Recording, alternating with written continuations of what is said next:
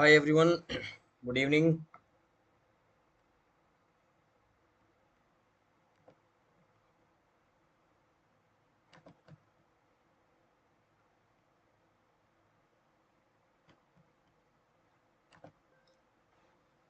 Friends, just give me a moment. I will quickly check.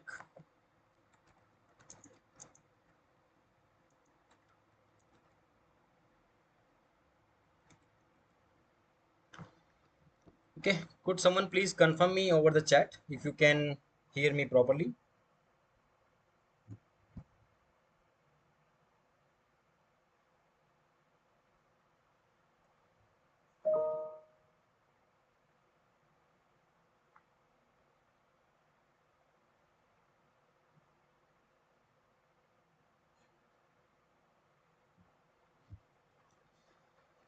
Okay, please confirm me over the.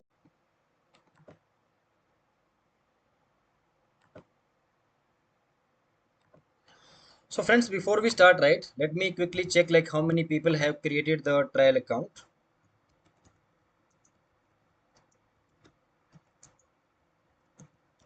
And after that, we will start.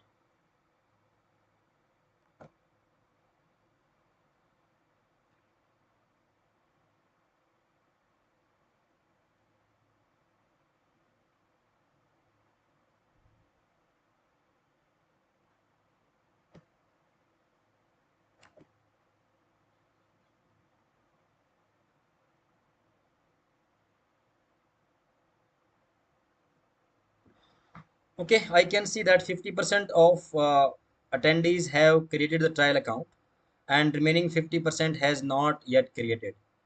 So you can still try to understand, but as I discussed yesterday, that you will be gaining the knowledge and practical exposure only if you will do it practically on your system. Okay, but that is still fine. I think we can start with today's class. So I am opening my AWS account. Okay, and we'll be starting with IAM. Okay.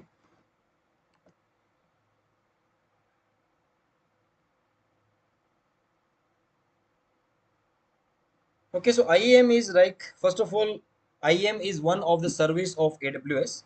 As we know that there are many services in AWS, and the very first important service is IAM, that stands for Identity and Access Management. If you remember, when we created our account, we used our email address, right? And that email address is your root account. That means if you are logging in with root account, you have the full control over your account and you can do anything. But definitely, if there are 10 team members, we cannot provide the root access to every team member, right? In that case, AWS provides you the feature where you can create different users, different roles, different groups, and you can give them very limited permission. AWS works on the concept like minimum permission required. That means if your developer is working on, suppose, one server, or they are working on one bucket, that means you should grant access only for those services. Out of 100 services, a developer is working only on two services. That means we will be giving access only for those two services. So it's always the requirement basis. If next week your developer needs to work on a third service, you can add more permissions. But okay, so we'll start with this one. And first of all, I will check with MFA. Where is MFA?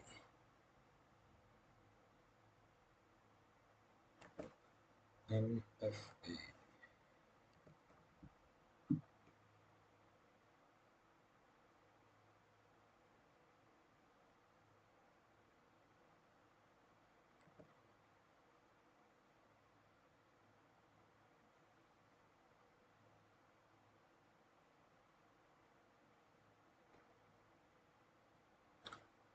Okay, I will start with users first. So there are different things here. We have users, we have user groups, we have roles, we have policies as well. And I will explain about all these things one by one. So we'll be starting with users. So apart from root user, we need to create few more users. And you can notice here on the right side, that one user is displayed here with the name IAM underscore user underscore Neeraj. You don't need to give this IAM underscore user. That's not required. But as per your preference, you can give some name. So we'll try it out. You click on add users and provide a username. So I will take some random name. So we have Ritesh in our attendees list, right? I'm starting trying with Ritesh. So you can provide any username, okay? And after that, you can see this provide user access to AWS Management Console. Now there are two type of user. One user may be that he or she will only interact with your AWS account programmatically using Python, using Java, using any other tool. And another is that they may need to log in into the console. Just like right now, we are logged in into our AWS account, right? Similarly, they also need to log in into the account, right? So usually, whenever we are creating the account, we always check this checkbox, because ultimately if any developer, any tester is working in your team, they need to log in into the AWS console as well. So you provide a name and enable this one out. And after that, there are two different type of way to create a user. One is specify a user in identity center. This is the new feature. As of now, what is in trend and what is the, you can say, being used, right? You can go with this one. I want to create an IAM user. After that password, you want AWS to generate the password for you, or you want to provide some custom password. It's completely up to you. So suppose I am clicking on custom password and I will provide some password here. Okay. And you can see this one also. User must create a new password at next sign in process. That means temporarily you set some password like password at the rate 123 or something very simple password, right? Once the user will log in first time with that temporary password, as soon as they will log in, AWS will display a message that this is your temporary password only for one time login. That means you need to change the password, but it's again optional. If you want to provide the password directly, the permanent password here, you can uncheck this box. You can do that. Okay, but I'm checking this box. So basically, I just provided a username and I just provided a password. That's all. Click on next. Now the important thing is permission, because if you are just creating a user and if you are not giving any permission to that user, then there is no point. He or she will be able to log in into the console, but after that they can't do anything because they do not have any permission. So permission is required. There are multiple ways to provide the permission. First one, you can see that add user to a group. Suppose you already have a group. Suppose you have a developer group and do you already have 5 developers in your team and you have already granted some permission to those developers, right? Now you have hired one more developer and the new developer has joined our office or joined our project today only. That means I need to grant the similar access to the new user, but instead of granting the permissions separately to that user, I can very easily do like adding to the group. It's just like you can say compare with WhatsApp group. Instead, I send the link for regular classes to everyone individually, which would be very difficult for me.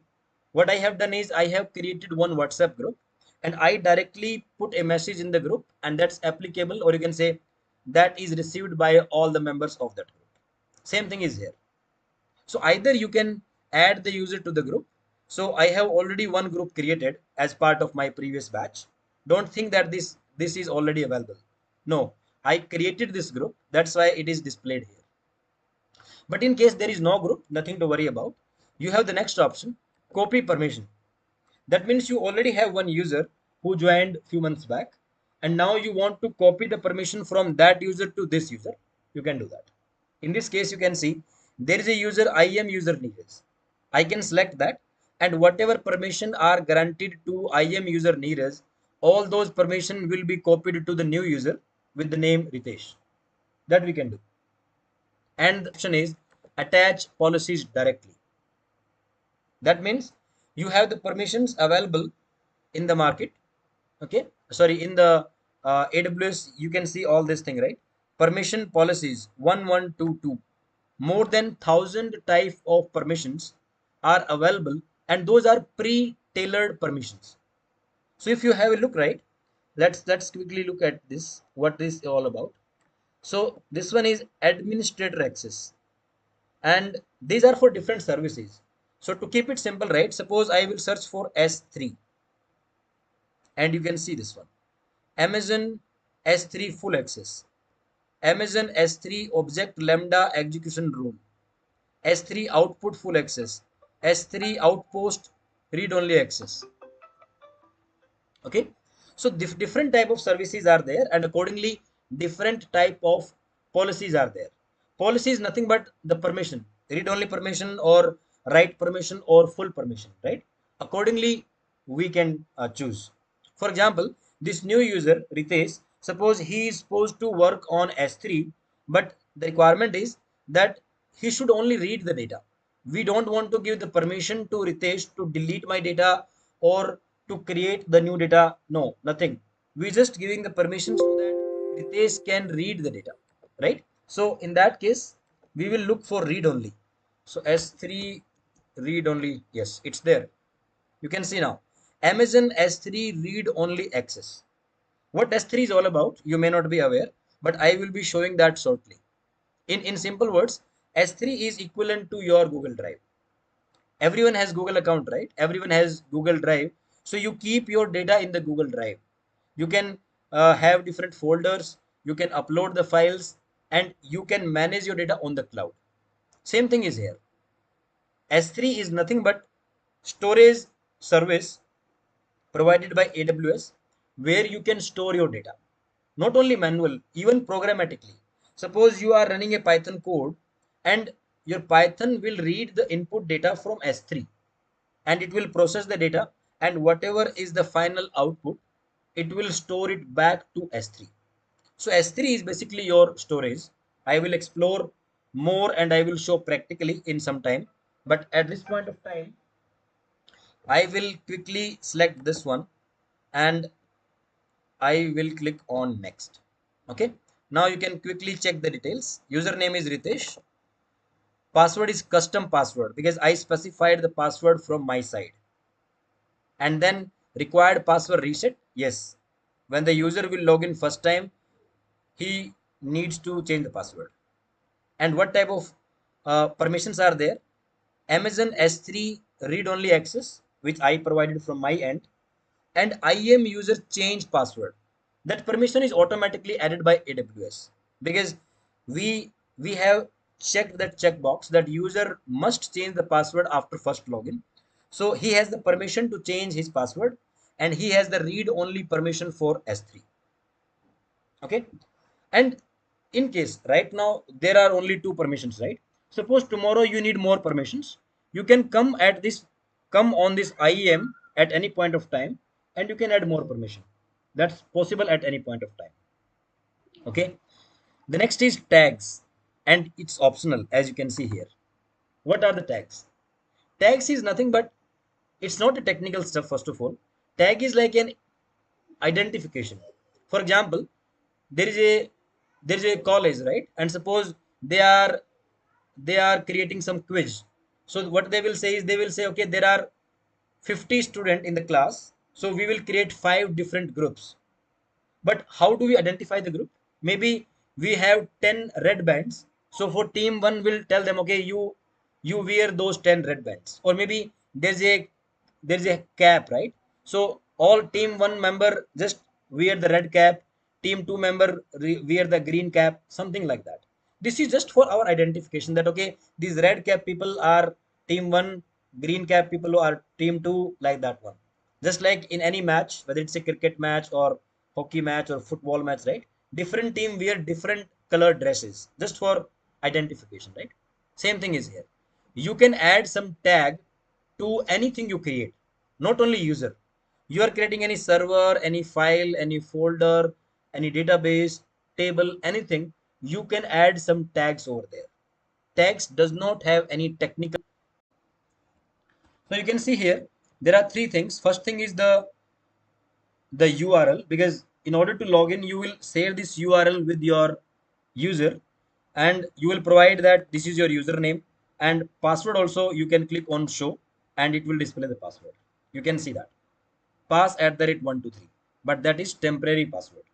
Once you log in into this, you have to change your password. Okay, so you can copy these three information and send it to your newly joined team member. Okay, so I think this is all about how to create user. Before I proceed with how to create groups and how to create roles and policy, few more things are there, right? Before that, I am stopping here for 2 minutes, and in case you are having any doubt, you can ask me.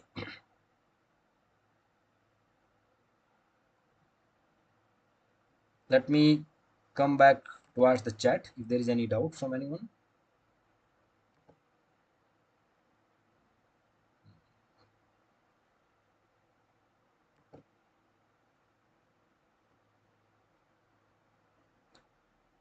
Okay, can anyone please confirm if there is any doubt?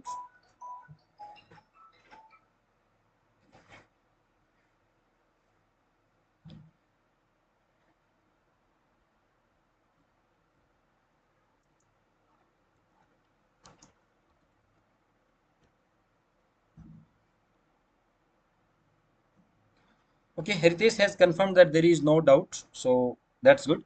In case you are having any doubt, right, feel free to post in the chat, and in between I will keep on checking the chat and I will answer that.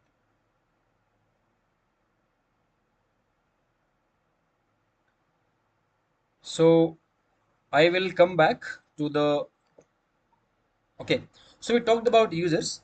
The next we can talk about user groups. So as it's very simple, user group is nothing but a group of different users. The benefit is that if you want to add the new permission or if you want to remove the existing permission, then you can directly do on the group level, and that will be applicable to all the users. Suppose tomorrow your entire team needs to work on a new service. So instead of giving the permission to that new service to individual user, rather you give the permission directly to the group. And because uh, all the users are member of that group, so ultimately all of your users will get that required access. Okay, I can quickly show you how to create group.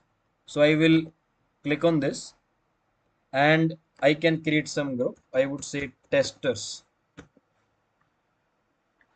Okay, and you can see here, either you can only create the group and add the users later, or you can even add the users at the time of group creation also. So right now what I'm doing is I am creating a group with the name testers, and I am adding both the user Neeraj and Ritesh to that particular group. Okay, so I will, you can attach permission policy. If you want to add some permission to your group directly, you can do that. Let me check it here. I will search with Lambda.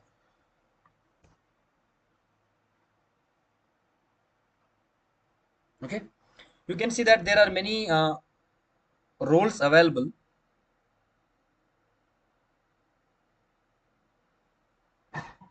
This one is policies, right? Okay, so I can give this one Lambda basic execution rule, and I will click on create group.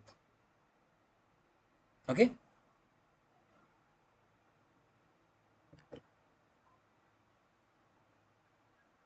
so you can see that there are two groups. One group was already available and one group I just created. So I will click on tester if you just want to have a look. You can see how many users are there. You can see what are the permissions. So I have given this Lambda execution permission directly on the group. So it will be applicable to both the users, Neeraj as well as Ritesh. And Ritesh has already some permission, right? S3 read only. So ultimately, Ritesh will get two permission: read only permission for S3 and this Lambda basic execution from the group side. Okay, so this way you can create the group, you can modify the group, That means you can add member, you can remove member, you can add new permissions, or you can remove the existing permissions if required. So this is about user group.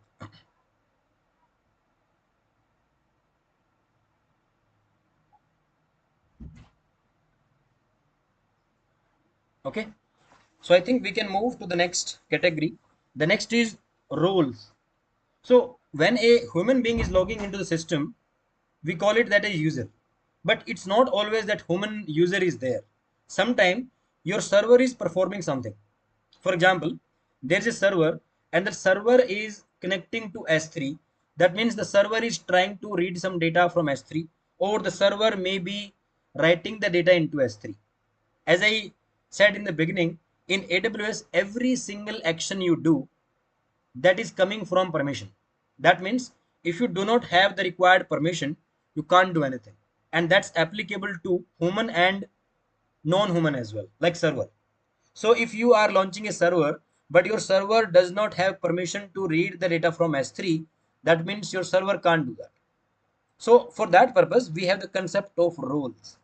You can create some role, and the role will be assigned to the server. And whatever permission you will provide, right, the server will work accordingly. So we will try to do one thing. We'll quickly create one role, because in tomorrow's class we will be creating our first server, and in that case we need to assign one role to our server. That means before tomorrow's class, let's keep our role ready. Okay. So how do you do that? You can click on create role, and it will ask you like what is the purpose of your role. Because first of all, role is for like server or some specific service, right? So you can see this one, common use case EC2. EC2 is nothing but your remote server, or lambda function. Lambda is also one of the AWS service, which we will explore most probably in tomorrow's class, or if not tomorrow, then Wednesday class. Okay. So for whatever service you need this, you can choose that. And not only these two, there is a big list. These are commonly used. EC2 and Lambda are the commonly used use case. We have a big list here. There's a big drop down, and you can choose any AWS service from here. Okay. As of now, to keep it simple, keep it easy to learn, we'll click on EC2. Okay. And now we'll click on next. Now we have to add the policy. This role, what different type of activities this role is allowed to do, those you can assign here. So I will search with S3, enter, and let's give S3 full access. So we created one user with the name Ritesh, right? And we have given S3 read only permission. That means Ritesh can only read the data.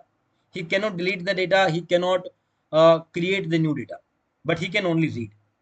On the other side, for this server, because I am creating a role for my server, I am giving Amazon S3 full access. That means this role, or whichever service you will assign this role, right? That particular role will be able to do anything on S3.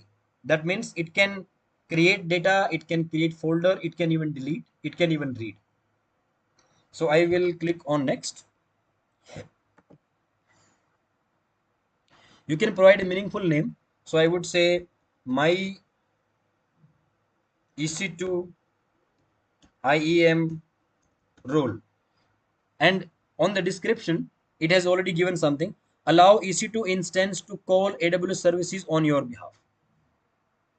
If you want to modify this, you can do that. Otherwise, it's like, okay. Or you can see that role for my EC2 server. That's very simple. Okay. You can provide some meaningful description. Mainly, we have to provide role name and description. After that, whatever is displayed, you can keep as it is. And you can see here, as of now we have added only one permission, that is S3 full access. But if you want to add more, because server is interacting with S3, that's one thing, but server may be interacting with the database. server may be interacting with any other AWS service. So as and when you need any permission, you can always add permission to your role. As of now, to keep it simple, I am just adding this S3 full access. Add tags. As I explained 5 minutes back, tags are optional.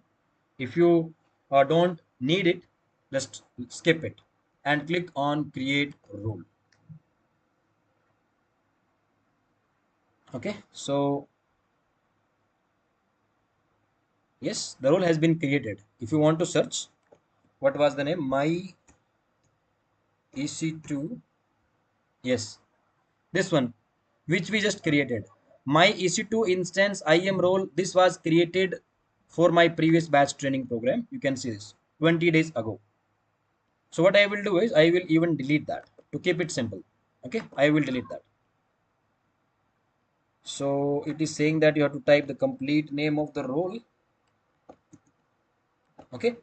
So I don't want to confuse you guys because today we just created one role, my EC2 IAM role. So only that is listed here. As of now, you may be thinking, what is the use? There is no use. You have just created this. But yes, tomorrow when we will launch our first server and when we will assign this role to that server, that means the server can perform these actions, whatever are defined in this particular role. Okay. Now we have one more thing, that is policies. As of now, you must have noticed one thing, that whether I am creating any user or I am creating any user group, or even if I am creating any role, there are few permissions already available, like S3 read only, S3 full access, Lambda, right? You may be thinking from where those permissions are coming. Who created those permissions? S3 read only, S3 full access, Lambda, many more things, right? Those are AWS provided policies, but that does not mean that you cannot create your own policy. You can even create your customized policy as well. Okay. So I will be talking about policies. And after that, if you have any doubt, we'll be taking your doubts. So I'm clicking on policies and you can see type. There are few policies in the beginning, 1, 2, 3, 4, 5, 6. For first six, you can see the type is customer managed. That means these policy are created by the customer. That means we, us. As part of my previous batch, I created all these policies. But if you come down, if you scroll down, all these are along with this AWS icon. You can see that. And moreover, you can see that the type is AWS managed. You can see all, right? And these are not the list. It's, you can see that total policies are above 1000. That means AWS has provided like lot of policies, ready-made policies. That means most of the time, 90% of the time, you don't need to create your customized policy. That's not required. You can go with AWS managed policy only. But sometimes there can be some custom requirement because you are saying S3 read only. That means the guy can read everything in S3, right? But even in reading, right, there is lot of details, lot of, you can say, variety of permissions. If you say that I want to customize, I want to choose like what that user can do and what that user should not be allowed to do. In that case, if you don't want to go with AWS managed policy, you are free to create your own policy. And I will show you that right away. Click on create policy. Okay. And choose the service for which service you need it. So as of now, I will show you about S3. Select a service. S3 is there. And there are many more. You can click on the search bar and you can find many services. I will show you S3. So I will select S3. Okay. And now the good part is you have the full control. So you can see that there is a list permission, and under list there are 10 more types. You can see that list bucket, list job, list storage lens configuration, list my bucket, list bucket version. There are many type of permissions. So whether that user can see the list of buckets or not, that's under your, I mean, that also you can decide. So suppose I want to give all the permission. So I will select this.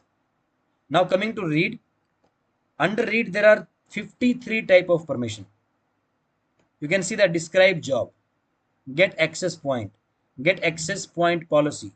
If you want to read the content of the file from bucket, right, there is a something like get object, I think. Let me check. Get object is there. Okay. And you can click on I to, you can see this one, grant permission to retrieve object from S3. Just like in your Google Drive, you have some file and you can download that file, right? Downloading means get object. So if you provide this permission, that means any user who is having this permission, he or she will be able to download the file. But if you don't want to provide this information, don't want to provide this permission, you can skip that. So the point is, when you want to customize the permission in more granular level, on very low level, you can create your own custom policy. So in the list, I selected all. For the read, let's select few specific. Suppose describe job and get object ACL, and get object location, and get object policy. I am selecting specific one. Okay. After that, write. Do you want to give the right permission? Do you want the user or server, wherever this role or this permission will be assigned, do you want them to provide the right permission? If you don't want, leave it. So I'm not giving any other permission, and that is fine. Okay. Now after that, you want to give permission for all the buckets or only one bucket. Now you may be thinking, what is bucket? Bucket is, it's, there is no similar stuff in Google Drive. Google Drive has folders, but folder, like in your Google Drive, you can create a folder with name, suppose AWS. Even in my Google Drive, I can create a bucket with AWS name. That will not cause any issue, right? But buckets are universal. That means if I have created a bucket with some name, then no one else in this world, they cannot create the bucket with the same name, because that is universal. I will show you shortly about S3 bucket as well. But as of now, the point is that whatever permission you are giving, read permission or write permission or list permission or delete permission, those permission are applicable to all the buckets, or you want to give to a specific bucket. That's also important thing. Sometimes there are multiple teams, and those multiple teams are working on the same AWS account, but they have different buckets, right? That means team A, or suppose project A people, right? They should have access only to that one bucket, not to all the buckets. Similarly, another project, project B, they should have access to their own bucket, not to all the buckets. So we have more control here. So what I will do is, instead of all, I will go to specific bucket, and I can choose the bucket from, let's check it from here, bucket name. So you are not much aware about bucket because we haven't covered that topic, right? Let's go with all. So we'll click on all. That means we want to provide this permission for all the buckets.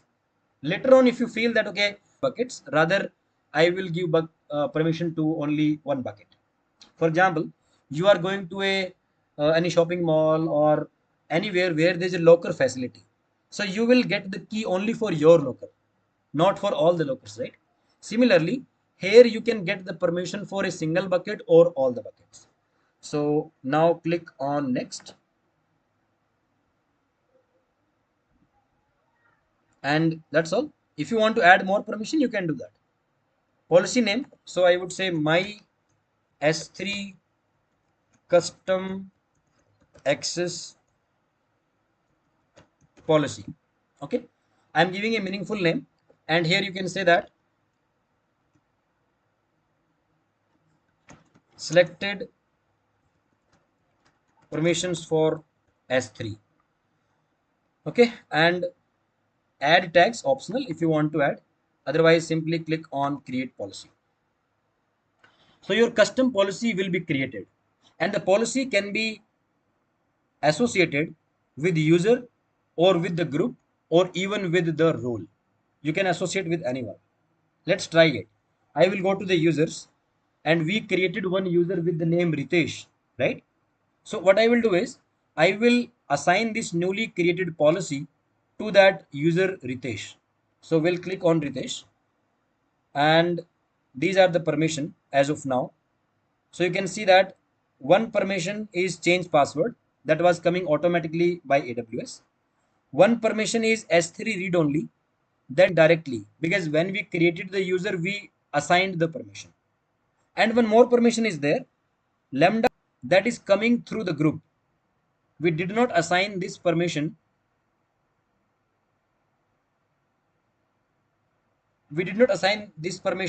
user, but it is coming through the group because we assigned this permission to the group. Okay, now along with these three permission I will add one more permission. So I will click on add permission and add, click like here, and attach policy, right? Search with that custom, I typed something like custom, right?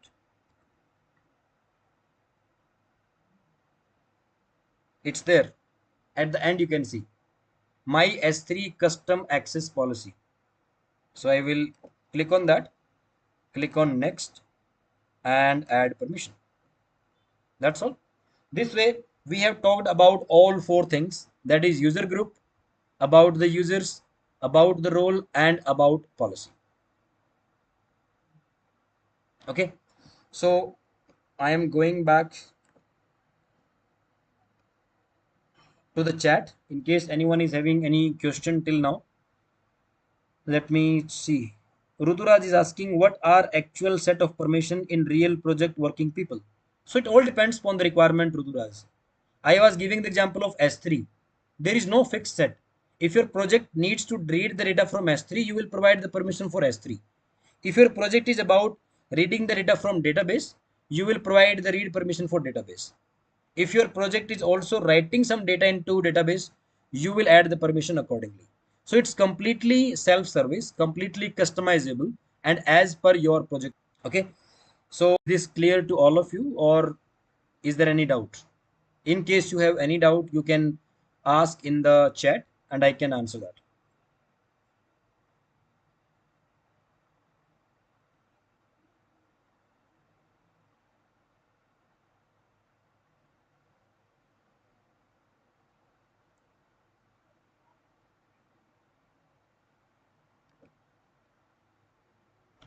So I have received only 5 votes, and all 5 are saying that they understood IAM roles, users, groups, and policies.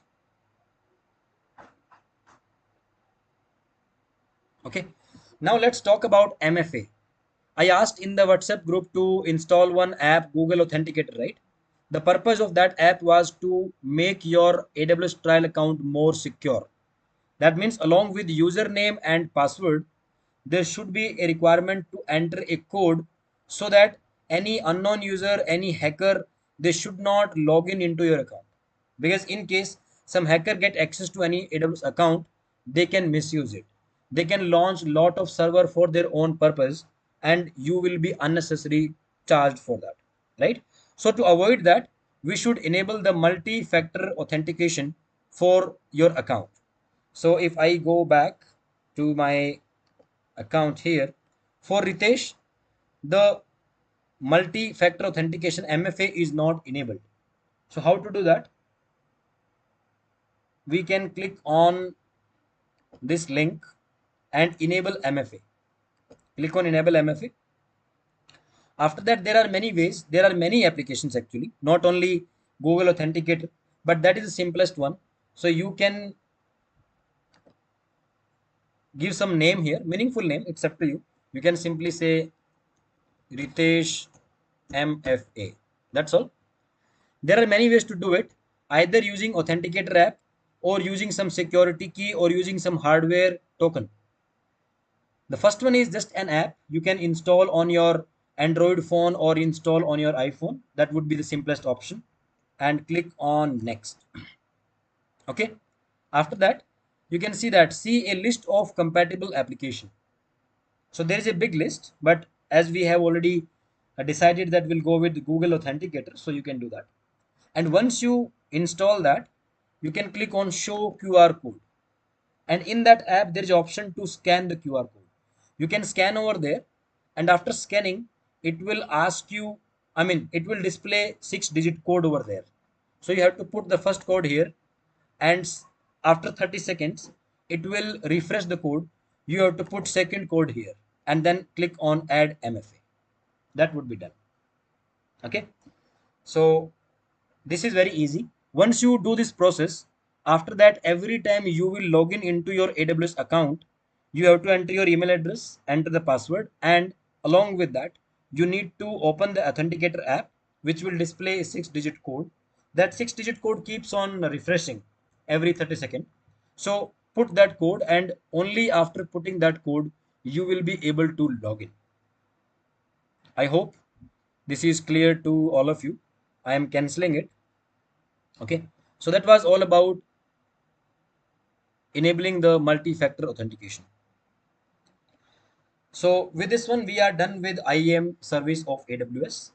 In case you are having any doubt, you can still ask me.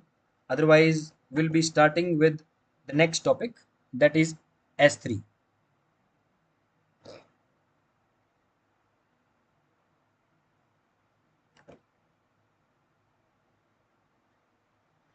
Okay, so we received 7 votes, and everyone said that they understood the concept of IAM roles, users, groups, and policies.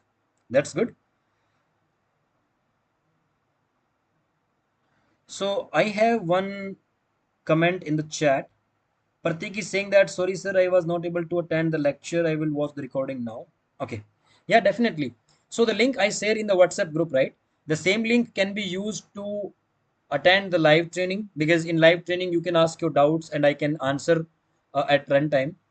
Otherwise, if you are somehow missing that lecture, later point of time, you can click on the same link and you can go through that video. Okay. So we are done, and now we will be starting with the next topic, that is S3. So I am going back to my AWS account and will search for S3 service. Click on S3. So as I was explaining you that S3 has a concept of buckets, and those buckets are universal. That means if I am creating any bucket with some name, no one else can create the bucket with the same name. Even they will have their own AWS account, separate AWS account, but still the bucket name are unique across entire AWS. Okay, 2 buckets are already available here, as you can see, and these were created as part of my June batch. You can see this June 22 and June 20. Okay, but we will create our own bucket, new bucket, so that you understand how to create it. So click on create bucket and give some name, and you have to give some meaningful name. I mean, meaningful and unique. If you simply say my first bucket, it will not take. You can see here, bucket name must be unique, this. Okay. Next thing is AWS region. Yesterday during our AWS demo, I explained that AWS has data center available in big cities, big countries. So you can see this, because we are in India, it's picking the regions near to India, that is Mumbai. You can see this. Asia Pacific Mumbai AP South 1. But in case you want to create your bucket in a different region, suppose you want to create in US region, you can select from here. US East 1, US East 2, US West 1, US West 2. Similarly, Asia Pacific, and there are Canada, Europe, South America, many more regions are there, right? So let's keep it simple, because we are in India. Let's use India specific region. Okay. After that, there are different type of settings. There are a lot of settings actually. So there are 2 type of setting. One is ACL disabled, that is recommended, and one is ACL enabled. That's not recommended nowadays. So you can go with the first one, that is the recommended permission. Okay. Access setting for this bucket. Yes, absolutely. I want to block the access for public, because if I am putting any project specific data into my bucket, definitely I don't want that any unknown person is accessing my data, right? So by default, this is all public access is disabled. But in case sometime there can be specific requirement. Suppose you want to put some photos over there and you want to make those photos publicly available. then in that case you are saying that there is no such issue.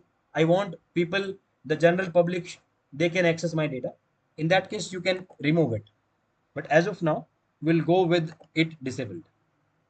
Okay. After that there is a concept of bucket versioning. Bucket versioning means if you have a file over there and if you are adding one more file with the same name, shall it replace the existing file or you want a two version of the file?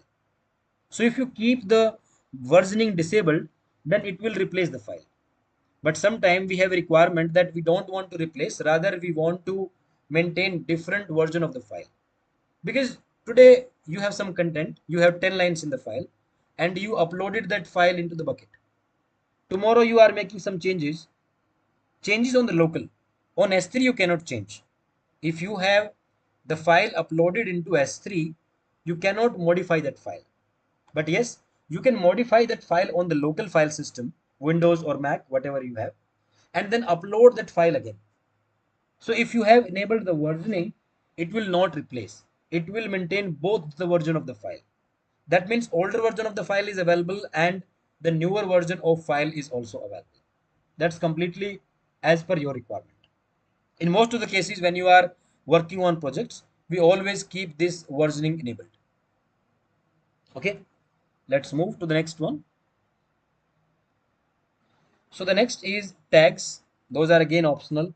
As I am explaining again and again, everything, every single resource you create in AWS, you can provide the tags, but those are always optional. If you don't want to provide, skip it. And the next is encryption. If you are keeping your data as it is in plain text in S3, there can be security risk. What we do is we encrypt the data, and there are many ways to do it. Either you encrypt your data by yourself and then you upload the encrypted data. You can do that, but that is more challenging for you, for the user. On the other side, S3 gives a facility that you provide us the raw data, the plain data, and we will encrypt it so that we can make your data safe and secure. So the first option, server side encryption with S3 managed keys. That means S3, AWS S3 service will automatically take care of the encryption part. You don't have to worry about it. So we'll go with that. And finally, you can click on create bucket. Okay. So this will be creating the bucket, but I think it will give some error. You can see that bucket with the same name already exists. My first bucket is very common name, so that already exists. What I will do is I will put some random number after this 3987. Okay, and we'll try again. If that name also exists, then it will not create. We have to give some different name, but hopefully it has successfully created.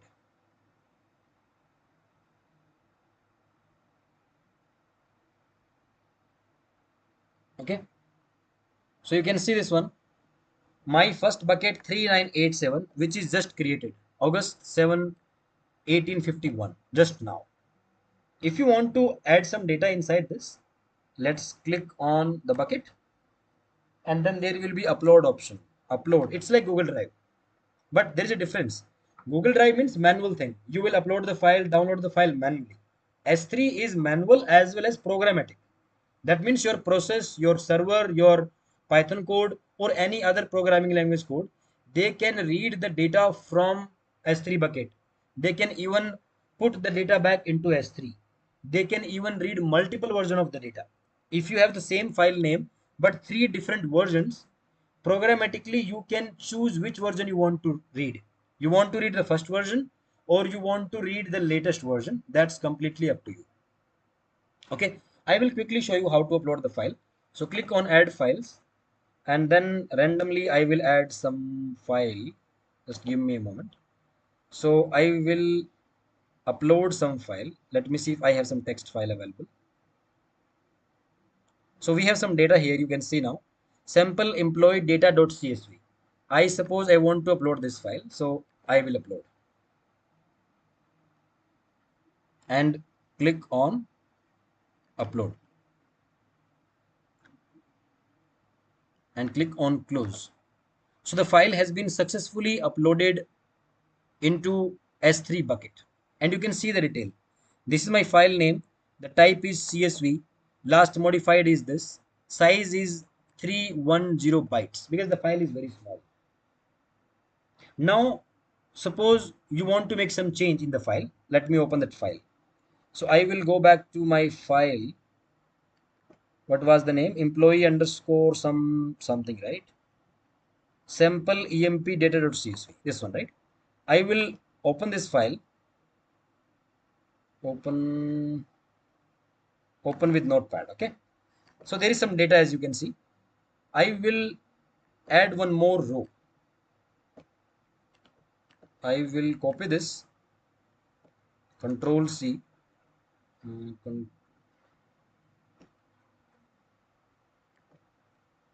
Give me a moment. I'm just making some changes. Control C and Control V, and will change something. The name is suppose Ritesh. Age 26, male, and suppose department 2. Okay. So employee ID, name, age, gender, department ID, and manager employee ID. So earlier there were only 8 rows, and we'll save this file, Control S, and I will go back. And suppose I want to upload this file again now, but I don't want to replace. I want the version. So I will click on upload, add file, employee sample emp data. Last modified just now, 654. Click on open and it will be uploaded. Okay. So by default, S3 will display the latest version of the file. But in case you want to see all the versions, latest as well as older version, what you can do is there's a small button, toggle button. I will show you. And the toggle button, what is there? I think that's not uploaded yet. It should not take this much time. This is very small file. Why it's taking this much time? Okay, let's wait for it. So once this file is uploaded, there's a button, show versions. Once you click on that, it will display all possible versions. Okay, so I think the file has been copied successfully. So by default, it will display only one file.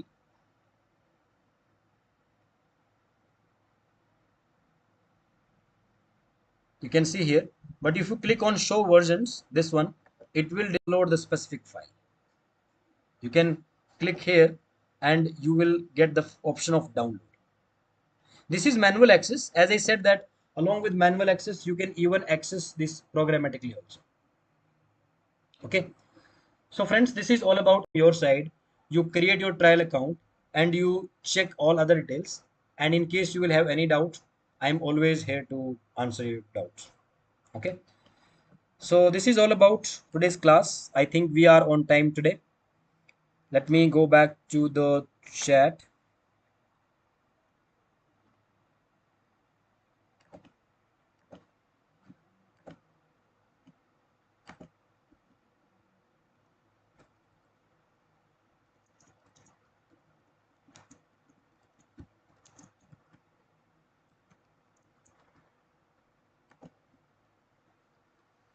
So friends, I'm done from my side. So we planned these two topics today, IAM and S3, which we have successfully covered. Tomorrow we'll be talking about Lambda function and EC2. So I will create a link. I will be sharing on the WhatsApp group. And you can also subscribe to my channel so that any point of time I start a live class, you should get the notification and you should join it accordingly. Okay. So I have got 4 votes, and those 4 attendees are saying that they like today's class.